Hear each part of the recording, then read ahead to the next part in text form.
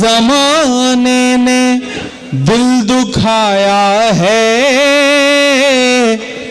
अश्क रुमाल तक चले आए। स्वागत है नाज़रीन, आप सभी का राहत की आवाज में सुनेंगे दोस्तों इमरान प्रताप अली की नज़म। इससे पहले बता दूं दोस्तों, साबिया से बनी साक्षी की पति अंकुर चौहान ने गला दबाकर हत्या की। पुलिस ने आरोपी को किया गिरफ्तार। चलिए पहले सुनिए इमरान प्रताप अली की नज़म। तो आपसे गुजारिश है वीडियो को लाइक कीजिए और चैनल को सब्सक्राइब कीजिए। कई ज़माने ने दिल दुखाया है,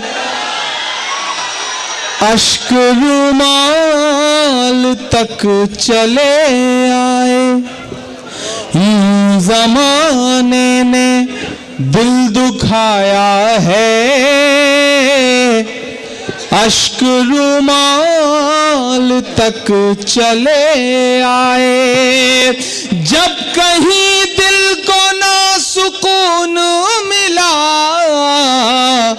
हम तो बंगाल तक चले आए, हम तो बंगाल तक चले आए। यूं ज़माने ने दिल दुखाया है, अश्क रुमाल तक चले आए। बहुत शुक्रिया। इधर जो दोस्त खड़े हैं मैं उनसे गुजारिश ये कर लूं, आप रिकॉर्ड कर रहे हैं, आप जैसे भी सुन रहे हैं आपका शुक्रिया, लेकिन बोलें मत। आप बोलते हैं तो डिस्टर्ब होता है और बाकी जो लोग बैठे हैं उन्हें भी दिक्कत होती है। आप जो खड़े हुए लोग हैं मैं उनको खुसूसी तौर से उनका शुक्रिया अदा करूंगा, क्योंकि कुर्सियों पे बैठे हुए लोग आराम से बैठे हैं, आप ठंड में भी खड़े हैं, उसके बाद भी इस प्रोग्राम को जिंदगी दे रहे हैं। तो आपका ज्यादा शुक्रिया, लेकिन उस शुक्रिया को आप मोहब्बत से कबूल करिए, बोलिए मत। बोलेंगे तो दिक्कत होगी। जब मैं दाद के लिए कहूं तभी आप बोलिए। अब आज बोलने का नंबर मेरा है तो मुझे ही बोलने दीजिए, आप सिर्फ सुनिए। बहुत शुक्रिया आपका। मैं 4 मिसरे और पढ़ता हूं। आसनसोल मेरा ख्याल है कि 5-6 महीने पहले डिप्टी मेयर साहिबा के प्रोग्राम में आया हुआ था, तबस्सुम अप्पी साहिबा के, और आज फिर हाजिरी हुई। अमूमन साल भर से पहले किसी शहर में जाने की कोशिश नहीं करता और हिम्मत भी नहीं करता, लेकिन आसनसोल से कुछ ऐसा रिश्ता जुड़ गया है कि मुझे लगता है कि जब भी ये शहर आवाज़ देगा मैं हाजिर ज़रूर होऊंगा, क्योंकि इस शहर से एक जो मोहब्बतें पिछले 2-3 प्रोग्रामों में इस शहर ने मुझे दी हैं वो अपने आप में बहुत अनूठी हैं। इधर जो दोस्तों से गुजारिश है कि आप जिसे भी बुलाते हैं थोड़ा सा, भाईजान अब आप ऐसे चुप हो जाइए जैसे पैदा ही नहीं हुए हैं। मैं गुजारिश करता हूं थोड़ा सा। बहुत अच्छा, जो लोग खड़े हैं, आप चुनाव में नहीं खड़े हैं कि आपको भाषण देना जरूरी है, बस आप खड़े रहें, आप मुशायरे में खड़े हैं। मैं 4 मिसरे पढ़ता हूं। पिछले दिनों आया था आपके यहाँ तो ये मिसरे पढ़ के गया था, क्योंकि बंगाल एक ऐसा सूबा है, अगर पूरे हिंदुस्तान में दिल्ली की हुकूमत से आंख मिलाकर बात करने की किसी में हिम्मत बची है तो वह सिर्फ और सिर्फ बंगाल में बची है। मैं इसलिए आपको सलाम करूंगा, और आप यकीन करें ये बात मैं सिर्फ आपको खुश करने के लिए नहीं कह रहा हूं। दिल्ली में जो तानाशाही ताकत बैठी है वो पूरे हिंदुस्तान में सिर्फ एक शख्सियत ममता बनर्जी हैं, जिनसे आंख मिलाने की हिम्मत नहीं कर पाती। इसलिए बंगाल की जिम्मेदारियां बहुत बड़ी हो जाती हैं, बहुत बढ़ जाती हैं। मैं 4 मिसरे पढ़ता हूं साहब कि अपने अश्कों से अपना रुमाल बचाए रखिएगा, अम्न मोहब्बत वाले सब आमाल बचाए रखिएगा। अपने अश्कों से अपना रुमाल बचाए रखिएगा, अम्न मोहब्बत वाले सब आमाल बचाए रखिएगा। हम यूपी को बचा नहीं पाए हैं उनके चंगुल से। अब सच्चा मिसरा लगे तो सुन के बताना। हम यूपी को बचा नहीं पाए हैं उनके चंगुल से, आप दरिंदों से अपना बंगाल बचाए रखिएगा, आप दरिंदों से अपना बंगाल बचाए रखिएगा।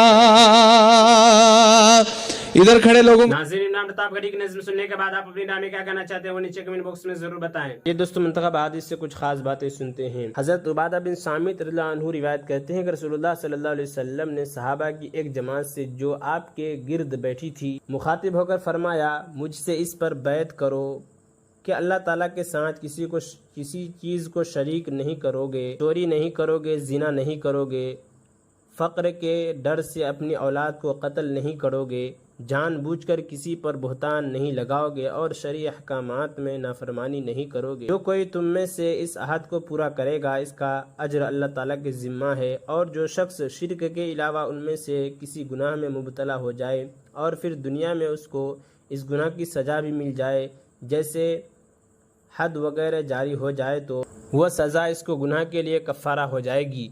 और अगर अल्लाह ताला ने इनमें से किसी गुनाह की पर्दा पोशी फरमाई और दुनिया में उसे सज़ा न मिली तो उसका मामला अल्लाह ताला के मर्ज़ी पर है, चाहे वो अपने फजल व करम से आखिरत में भी दरगुजर फरमा दे और चाहे तो अजाब दे। हज़रत उबादा रज़ियल्लाहु अन्हु फरमाते हैं कि हमने इन बातों पर आप सल्लल्लाहु अलैहि वसल्लम से बैत की। हज़रत मुआज़ रज़ियल्लाहु अन्हु फरमाते हैं कि रसूलुल्लाह सल्लल्लाहु अलैहि वसल्लम ने मुझे 10 बातों की वसीयत फरमाई। अल्लाह ताला के साथ किसी चीज़ को शरीक न करना, अगरचे तुम्हें कत्ल कर दिया जाए और जला दिया जाए, वालिदैन की नाफरमानी न करना, अगरचे वह तुम्हें इस बात का हुक्म दे कि बीवी को छोड़ दो और सारा माल खर्च कर दो, फ़र्ज़ नमाज जानबूझकर न छोड़ो, क्योंकि जो शख्स फ़र्ज़ नमाज जानबूझकर छोड़ता है वह अल्लाह ताला की ज़िम्मेदारी से निकल जाता है। शराब ना पीना, क्योंकि यह हर बुराई की जड़ है। अल्लाह ताला की नाफरमानी न करना, क्योंकि नाफरमानी की वजह से अल्लाह ताला की नाराज़गी उतरती है। मैदान जिहाद से न भागना, अगरचे तुम्हारे साथी हलाक हो जाए। जब लोगों में मौत वबा की सूरत में आम हो जाए, जैसे ताउन वगैरह, और तुम इनमें मौजूद हो तो वहाँ से न भागना।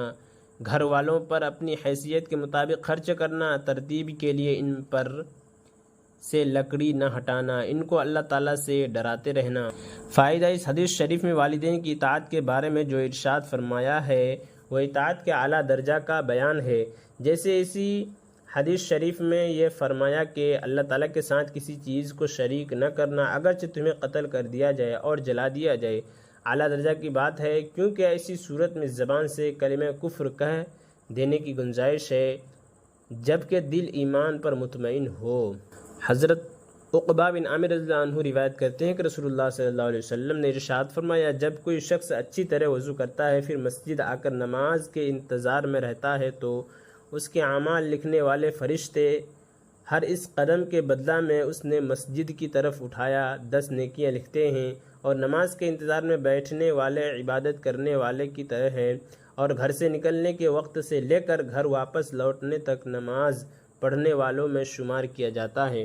हज़रत अबू सईद खुदरी अन्हु रिवायत करते हैं कि रसूलुल्लाह सल्लल्लाहु अलैहि वसल्लम ने इरशाद फरमाया, क्या मैं तुम्हें न बताऊँ ऐसी चीज़ जिसके ज़रिए अल्लाह ताला गुनाहों को माफ़ फरमाते हैं और नेकियों में इजाफ़ा फरमाते हैं। सहाबा रज़ियल्लाहु अन्हुम ने अर्ज़ किया, रसूलुल्लाह ज़रूर। इरशाद फरमाइए, नागवारी के बावजूद मसलन सर्दी के मौसम में अच्छी तरह वज़ू करना, मस्जिद की तरफ कसरत से कदम उठाना और एक नमाज के बाद दूसरी नमाज का इंतज़ार में रहना। जो शख्स भी ऐसे अपने घर से वज़ू करके मस्जिद में आए और मुसलमानों के साथ बाजमात नमाज पढ़े, फिर उसके बाद वाली नमाज के इंतज़ार में बैठ जाए तो फ़रिश्ते उसके लिए दुआएं करते रहते हैं, या अल्लाह उसकी मग़फ़िरत फरमा दीजिए, या अल्लाह उस पर रहम फरमा दीजिए।